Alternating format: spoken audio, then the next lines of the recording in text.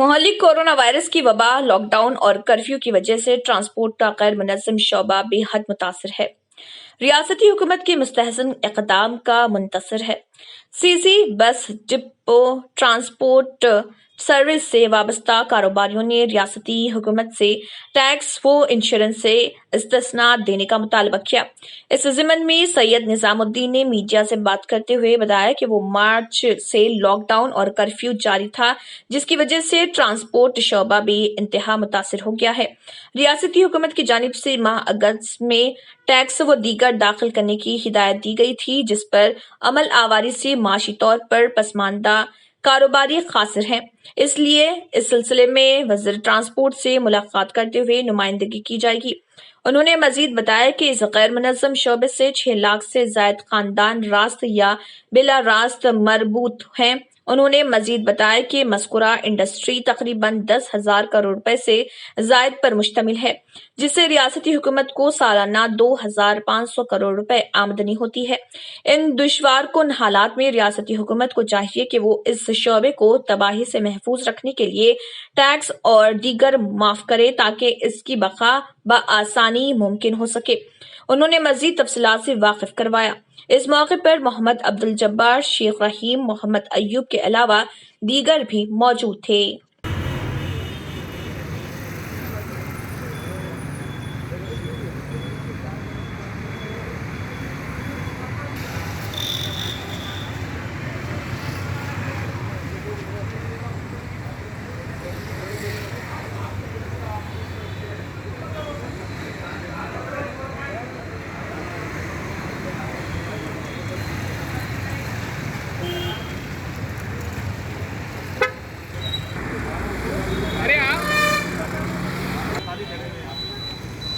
यार नाक के ऊपर लगाओ। डाल लूंगा। नहीं रहने दो रहने दो।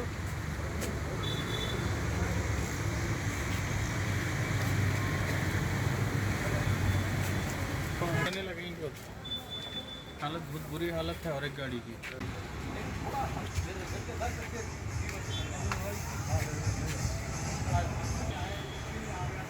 तो एक्सटेंशन मिलते ही हम लोग जो है ना कोई बिज़नेस नहीं कर ले लिए। हमारे गाड़ियाँ जो है 22 मार्च से जब से जनता कर्फ्यू हुआ उस दिन से हमारे गाड़ियाँ कम्प्लीटली बंद है। लॉकडाउन जो है ना जीएचएमसी के अंदर आज भी लॉकडाउन है।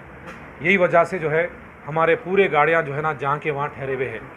गवर्नमेंट ऑफ तेलंगाना हमसे एडवांस टैक्स के बारे में पूछ रहे, तो जो हम उनको बोले कि भाई हम गाड़ी नहीं चलाए, हम टैक्स नहीं बन सकते, तो लिहाजा हमको एग्जम्पशन दो।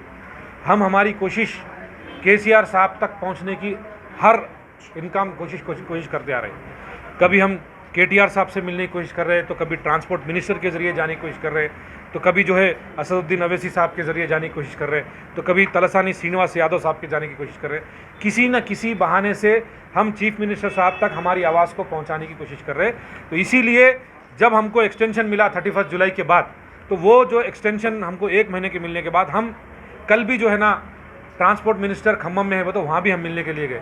हम ये कोशिश कर रहे हैं कि देखो हमारे गाड़ियाँ जहाँ के वहाँ ठहरे हुए हैं। कुछ ऐसा सुनने में आ रहा कि जो है 90% लोग टैक्स बन दिए और 10% नहीं बने। ये बिल्कुल सरासर गलत बात है कि हम जब हमारे पूरी इंडस्ट्री के गाड़ियों को जमा के जब हम पूरा सर्वे करके देख लिए तो सिर्फ 10% लोग टैक्स बन दिए। जो लोग टैक्स बने वो लोग अपने गाड़ियाँ चला रहे हैं, और जो है जो 10% लोग जो है नान न्यूज़ में डाल दिए। 80% जो है ना गाड़ियाँ आज भी टैक्स नहीं बने सो है। इसका डाटा अगर चाहिए तो हमारे पास डाटा अवेलेबल है, और गवर्नमेंट के जो ऑफिशियल्स हैं उन्होंने जो है हुकूमत को क्या पहुंचा रहे हैं, क्या बात बोल रहे हैं, नहीं मालूम हो रहा। मैं ये बोल रहा हूँ कि जो है जिम्मेदारी के साथ इस बात को बोल रहा हूँ कि गवर्नमेंट अपने आने वाली रेवेन्यू को रोक दे रहे। कई कंपनी में गाड़ियाँ चल रहे, फार्मास्यूटिकल कंपनी में गाड़ियाँ चल रहे, आप एक्सटेंशन दे रहे, उन्हों गाड़ियाँ चल रहे, टैक्स नहीं बन रहे, ये रेवेन्यू आपको आता था। जो गाड़ी नहीं चल रही, जो गाड़ियाँ जहाँ के वहाँ रुके हुए हैं, उनको आप नॉन यूज कर दो। उनसे आपको जो गाड़ियाँ चला रहे हैं उनका टैक्स देते हो, रेवेन्यू ले लो आप। तो जो गवर्नमेंट को आने वाला रेवेन्यू है कम से कम वो तो ले लो, उसके लिए क्यों डिले कर रहे? आप बोले रेवेन्यू का प्रॉब्लम है, आने वाले रेवेन्यू को क्यों छोड़ रहे? जो नहीं दे सकता उसको आप ज़बरदस्ती कर रहे। आज नहीं, अगस्त 31 के बाद भी, सितंबर के बाद भी अगर आप हमसे पूछेंगे तो हम जो है हमारे गाड़ियों को ट्रांसफर लेटर साइन करके आरटी ऑफिस में दे देने वाले हैं। पूरे गाड़ियां भी ले लो और ट्रांसफर लेटर हम आपको साइन करके दे देते, आप बेच के हमारे से टैक्स ले लो और आपके एम्प्लॉइज़ की तनख्वाह दे दो।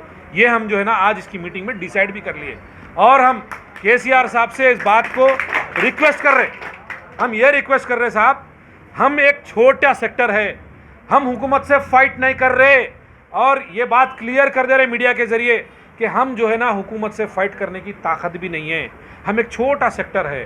केसीआर साहब आप पूरे तेलंगाना की हेड ऑफ़ द फैमिली है, घर में बच्चा रोया तो बाप को पूछना, बाप ही जो है ना उसका प्रॉब्लम सॉल्व करना पड़ता।